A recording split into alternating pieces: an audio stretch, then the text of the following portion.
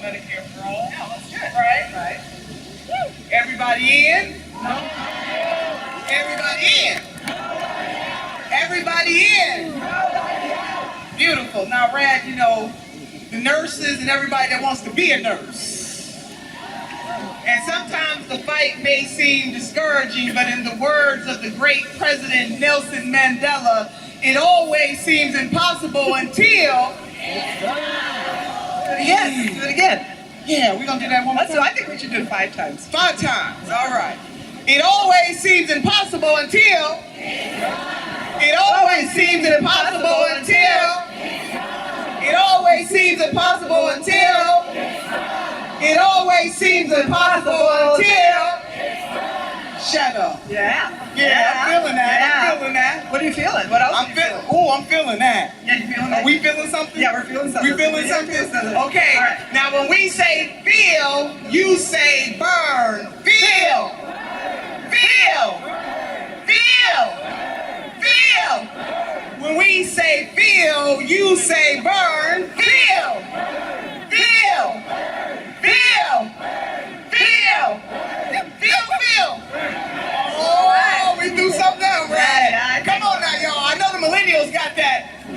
Come on, baby boomers and Generation X. Come on now. Don't let the millennials outdo us. Yeah. When we say feel, you say feel. Feel.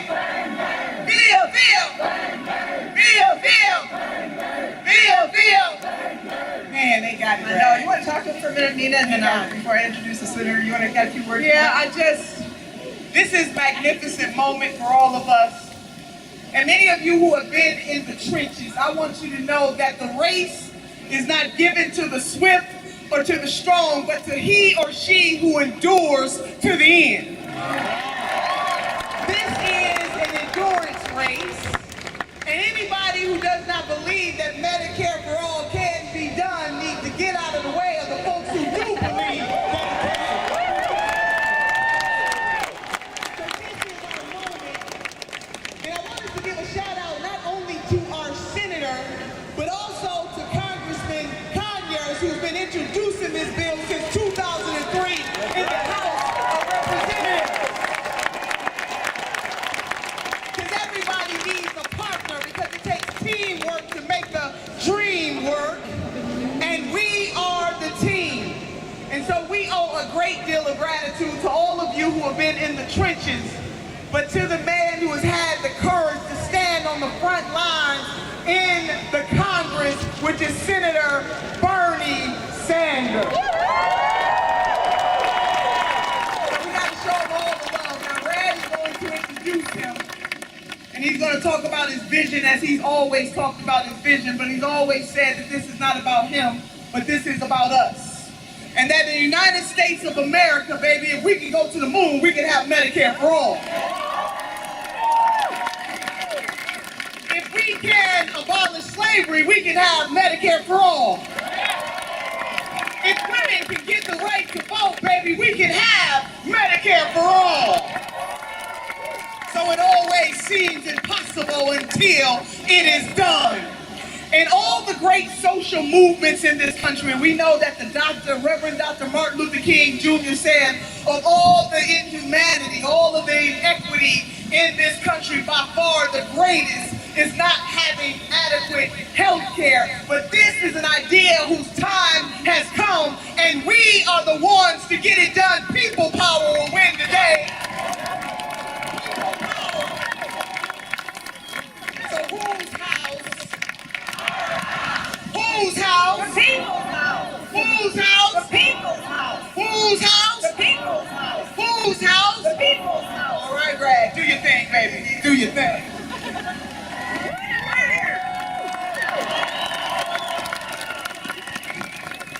All right, feeling the bird?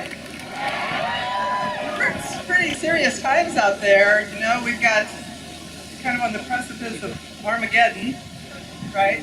With our world leaders trying to out-macho each other. It's a little scary to wake up, and especially if you're on the West Coast, and think, oh gosh, all that could happen. And then there's like all the suffering and all the pain. And then these people come along in our lives called nurses, called activists, called movement leaders, called Bernie Sanders, called Nina Turner, right? And they make such a difference. They make such a difference in our lives, right? So I think we're all in here.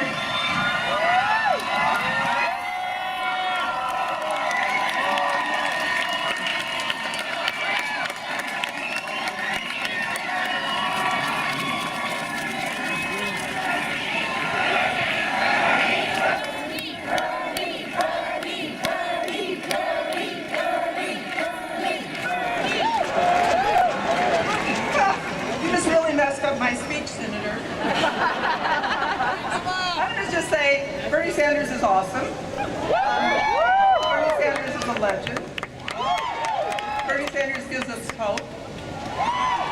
And I also want to say that for the movement, Bernie Sanders is our leader. He is leading this country. He is the most popular politician. He's the person who's making the difference. He's brought debate back to television. Can you imagine? We're debating on television now because of Bernie Sanders.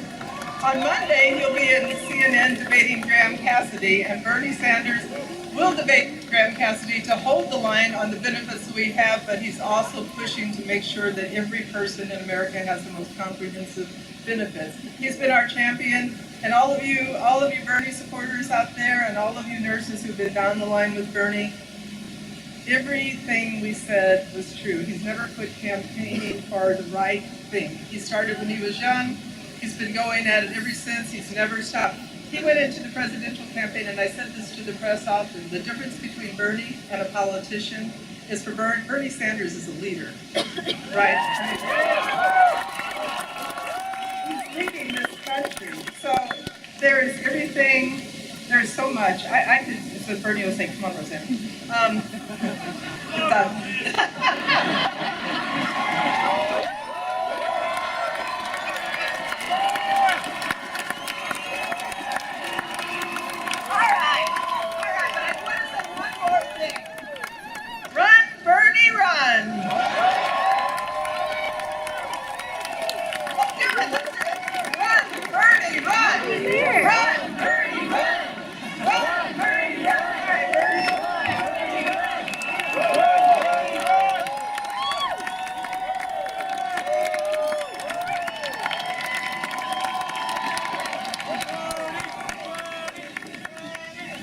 What are we going to do with Roseanne tomorrow? Let me begin by thanking Roseanne and by thanking the 185,000 members of the National Nurses United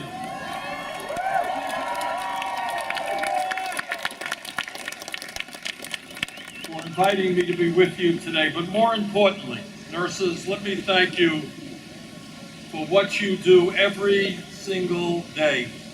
The nurses are the backbone of our healthcare system. They are there when we are born. They are there when we are sick. They are there when we are on our deathbeds. Thank you, nurses, for everything that you do for the Americans. I want to say something else about National Nurses United. It is hard enough to do a difficult job, like being a nurse, going out there, doing all that you have to do, dealing with the emotional stress of seeing loved ones die and suffer. But what nurses understand is that for them to do the job they love and are trained to do, they understand they cannot function effectively in a dysfunctional healthcare system. How do you do your job well when people walk in the door and have no health insurance to pay for the therapy and the procedures and the medicine they need? And that is why the National Nurses United has been leading this country in the fight for a Medicare for all single-payer system. Thank you, nurses.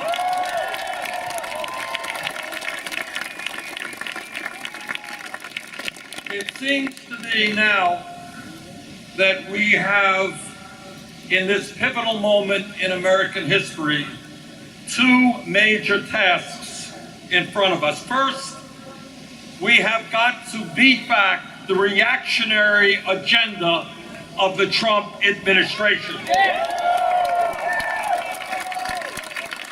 This is an agenda designed to benefit the billionaire class and to ignore the needs of the 99%. It is also an agenda which, in an unprecedented and ugly way, is trying to divide this nation up on the basis of the color of our skin, our sexual orientation, our religion, or the nation that we came from. And our message to the Trump administration is, you are not going to divide us up. We are going to stand together. We're going to take you on, and we're going to defeat you.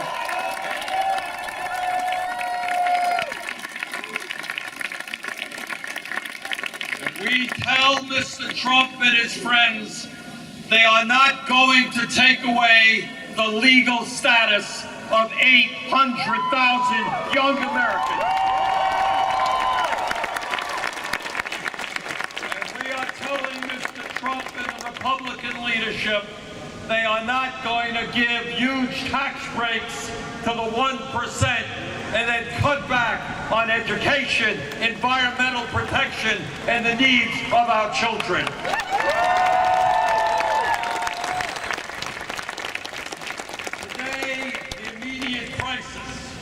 We face from Trump and the Republican leadership is another piece of horrific legislation that would throw 32 million Americans off of the health care they currently have. I want you all to think, get beyond politics for a moment, and think if today you are an American dealing with a life-threatening illness. Maybe you have cancer. Maybe you have heart disease. Maybe you have diabetes. And what keeps you alive is the health insurance that you currently have. How cruel, how immoral it is to say to those millions of Americans, we are going to take away that health insurance that keeps you alive. And we say to Mr. Trump and the Republican leadership, you are not going to allow thousands of Americans every single year to die unnecessarily. We're not going to let you pass that horrific legislation. Now, we defeated a Republican proposal that would have thrown 23 million Americans off of health care.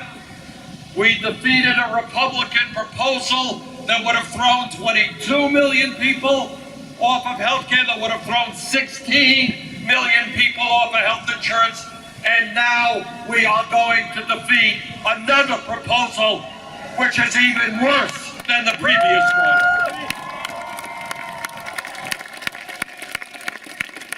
Now, this particular proposal, the so-called Graham-Cassidy bill, would be especially devastating.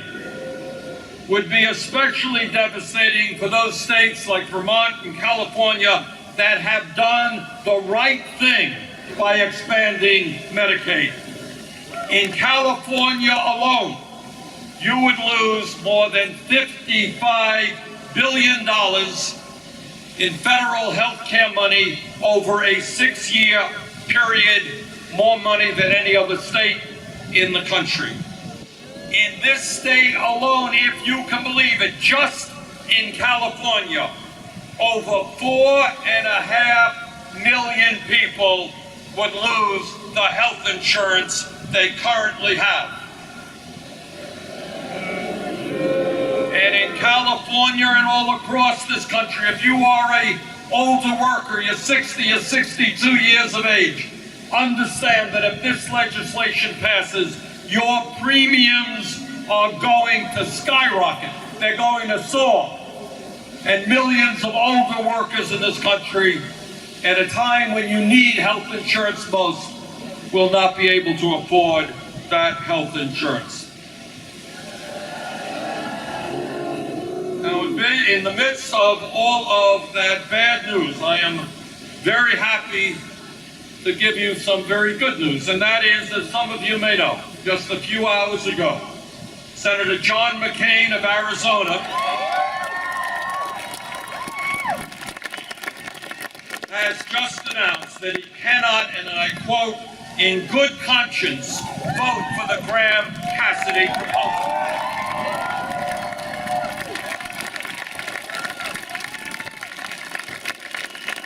Thank you, John McCain. And John McCain has a conscience, and I wish very much that the rest of the Republican leadership had that conscience as well. I've known John for many, many years, and we have very fundamental political disagreements, but over the years, he has shown incredible courage, not only as a prisoner of war, but also as the co-author of the McCain-Feingold campaign finance law, which attempted to get a handle on one of the great crises we face, and that is billionaires buying elections. And John, of course, was one of the Republicans to vote against the last Republican bill and help defeat that. Now, even with Senator McCain's opposition, our struggle on this legislation is not over. And our job is to continue to make sure that the Republicans do not get the 50 votes they need, which plus the vice president's vote will give them a victory. So I beg of you, please do everything you can. Get the word out all over this country to your friends to tell them that no Republican should vote for this disastrous bill, and if they do, they will pay a very heavy political price for that.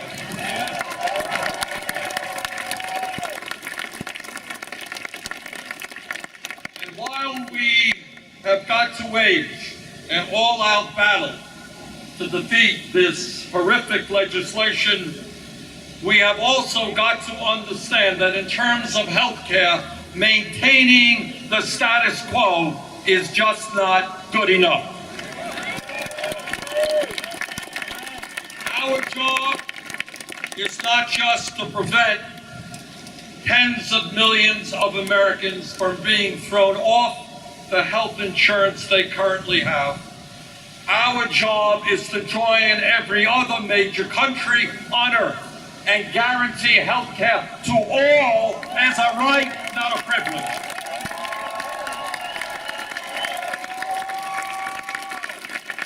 Time has come for a Medicare for all single-payer program, and I am proud to stand before you having introduced that legislation in the Senate with 16 co-sponsors.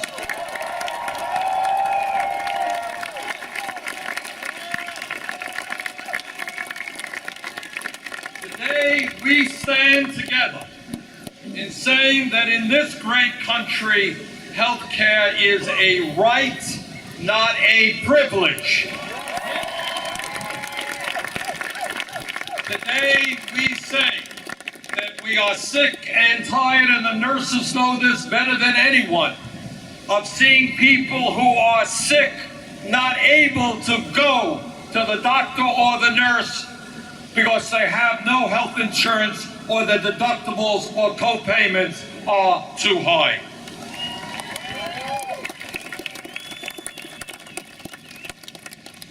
Today, we begin the debate vital to the future of our economy as to why it is that in our country we are now spending almost twice as much per capita on health care as do the people of any other country. Why is it that we are spending in this dysfunctional healthcare system almost 18% of our GDP on healthcare, a number which, if we don't change the system, will only rise in the years to come?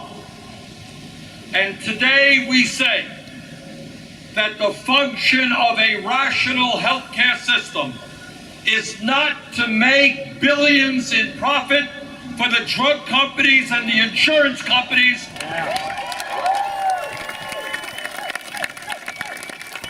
The function of a rational healthcare system is to provide healthcare to all people when they need it,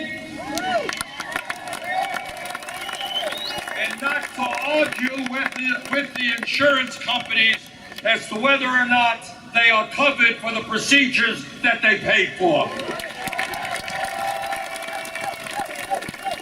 Today we say to those families in California, Vermont, and all over this country who are spending $10,000, $15,000, $20,000 a year on health insurance, that we know that this is an insane amount of money to be paying in order to protect your families. And we are here to tell you that under a Medicare for all single-payer system, the cost of health care for the average middle-class family will significantly decline, and that family will be much better off than under the current dysfunctional system. Now, my Republican friends will tell you that you may have to pay more in taxes, and depending on your income, that's true. But what they won't tell you is that you're no longer going to have to pay that $5,000, $10,000, $20,000 a year to the private insurance companies.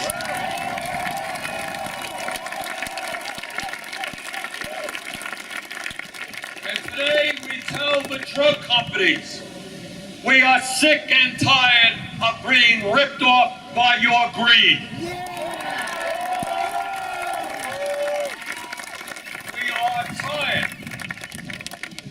Of having 1 out of 5 Americans under the age of 65 not being able to afford to purchase the prescription drugs their doctors prescribe. Can you imagine how crazy that is? And at the same time, the top 5 drug companies last year made $50 billion in profit. So we say to the drug companies, we are going to end your greed, and under Medicare for all, we're going to negotiate prices with the drug companies.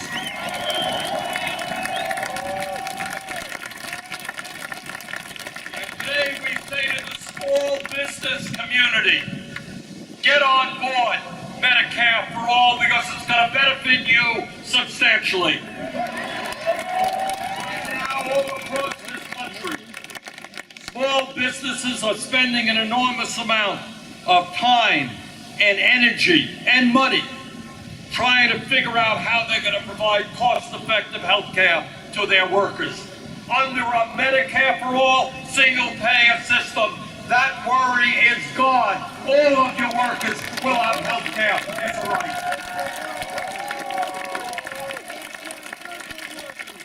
Today we say to millions of workers all across this country who are at jobs they would rather not be at, except for the fact they have decent health care on those jobs. Think about it in America, where everybody has health care as a right, and you can go out and start the businesses and do the jobs you love rather than staying in a job you don't love.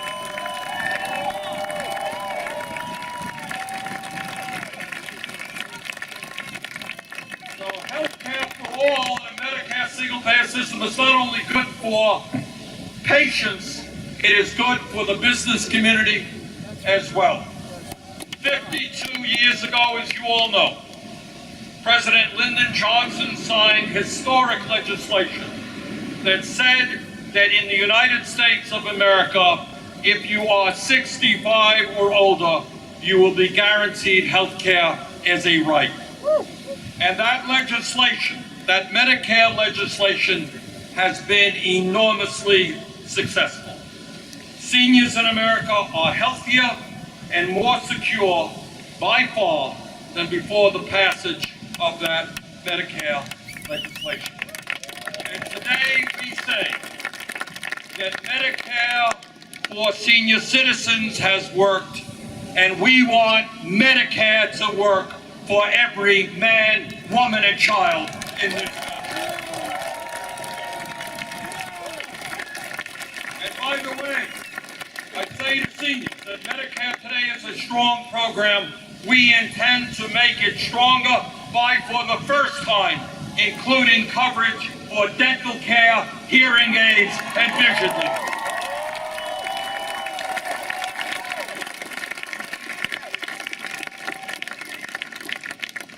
The Affordable Care Act, I think, as we all know, made significant improvements to our health care system. It provided health insurance to 20 million Americans who did not have it. It did away with the obscenity of insurance companies denying care to people with pre-existing conditions. But we must be honest and acknowledge that with all the gains of the ACA, it has not gone far enough. 28 million Americans still have no health insurance, and many more are underinsured with high co-payments and high deductibles. And our job today is to say that we are going to have a health insurance that does away with all co-payments, all deductibles.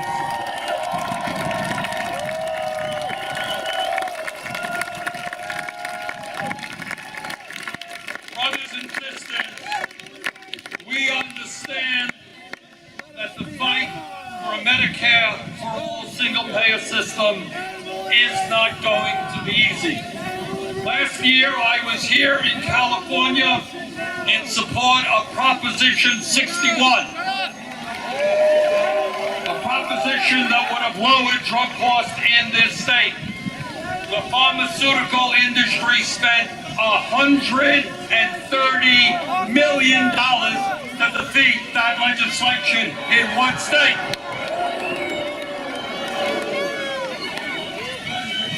If they spent $130 million in one state to defeat one referendum, think about what they're going to be spending all across this country to defeat a Medicare for all proposal.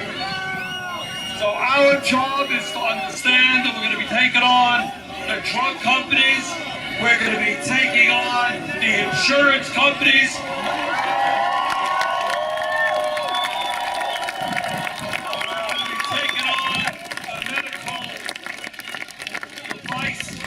companies, but you understand and I understand that when the American people stand up together, we're going to win this fight.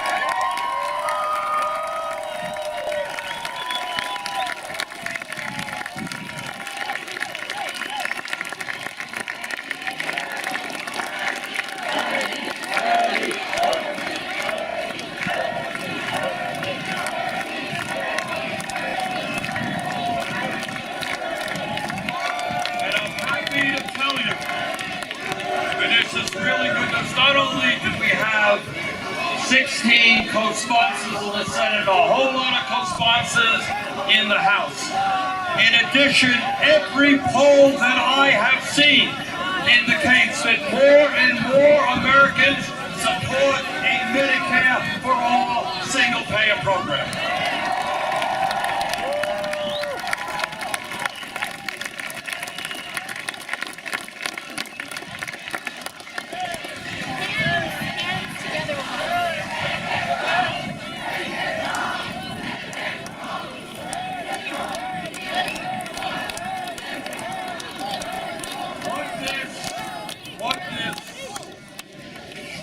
is about, literally goes far beyond healthcare. It is a struggle about what this great nation stands for. It is a struggle about whether or not every working person in this country has health care as a right, or whether we allow insurance companies and drug companies to continue to rip us off. It is a struggle about whether Congress listens to the American people or listens to the billionaires who make huge sums of money off of the current system. So let me conclude by saying this. This is the year 2017. For decades, great Americans from FDR to John F. Kennedy to others have talked about health care as a right. After decades of talk, now is the time to get it done.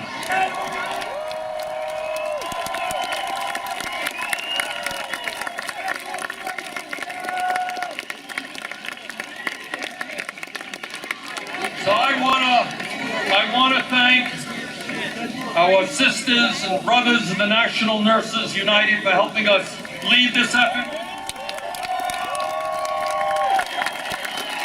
I want to thank people all across this country who are literally saying enough is enough, who are saying that it is an international embarrassment that we remain the only major country not to guarantee health care to all, who are saying that it is economically unsustainable for us to be spending $10,000 per person on health care. So our job now is to bring our people together. We're going to defeat this disastrous Graham Cassidy bill, and then we